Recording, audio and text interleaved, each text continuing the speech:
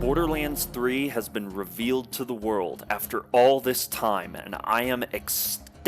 Seriously, Borderlands is a franchise that is very near and dear to my heart, as I distinctly remember playing the first game when it originally released in 2009, and the same as well for the sequel that released in 2012. However, the gaming industry has shifted so much in the time since Borderlands 1 and 2 that Borderlands 3 is a game that I am also trepidatious about. Microtransactions, recurrent consumer spending, games as a service, these are all terms that are thrown around so much these days that Borderlands is the last place I want to see them used. With all that being said, I'd like to go over some of the things about Borderlands 3 that have me both hopeful and concerned.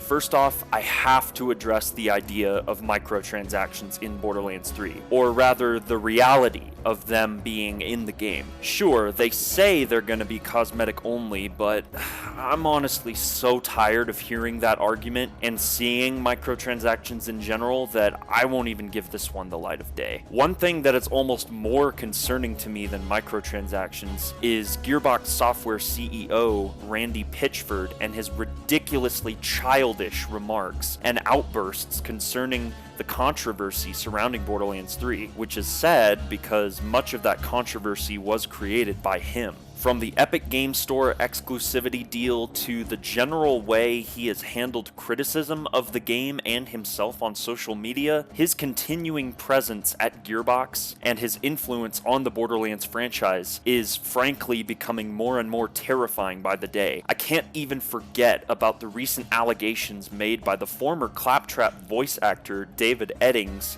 against Pitchford, or the infamously ongoing USB drive dilemma. Lastly, the final aspect of Borderlands 3 that concerns me is whether it will truly live up to the legacy of the franchise and be an example of how to handle a AAA looter shooter in today's day and age, as Borderlands set the stage for other series like Destiny, The Division, and Anthem to follow in its wake. It needs to have an abundance of content on day one with endless replay value and an addicting gameplay loop that will keep bringing people back for years. Which, if the gameplay you're currently seeing is anything to go by, then it will most certainly succeed.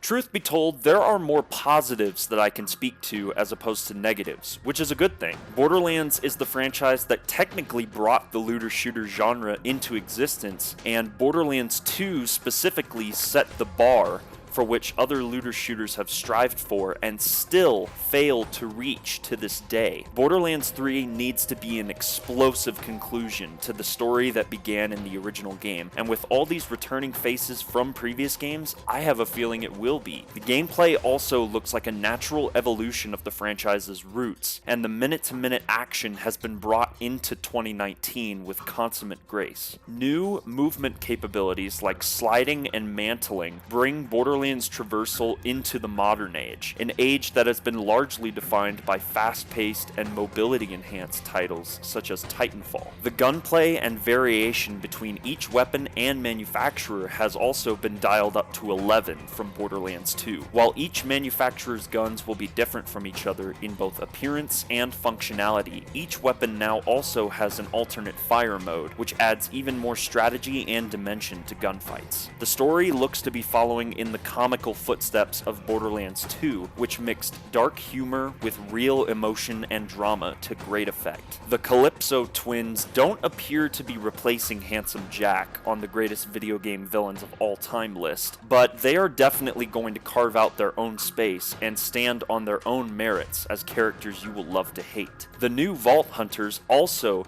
have massive improvements over previous characters, both in terms of design and presentation, and their combat capabilities. capabilities. Each Vault Hunter now has 3 different action skills that they can deploy, which will make the variety of character builds even greater than in previous games in the series, and make gameplay that much deeper in terms of strategy as a result. Honestly, above all else, what I truly hope for most with Borderlands 3 is that we receive a solid and polished experience on day one, with no major bugs or glitches, and a cascade of quests and content that will keep me playing for a long time. The AAA landscape has shifted so much in recent times, and I for one would like to see Borderlands 3 take the charge and show other companies what it means to truly innovate in this day and age.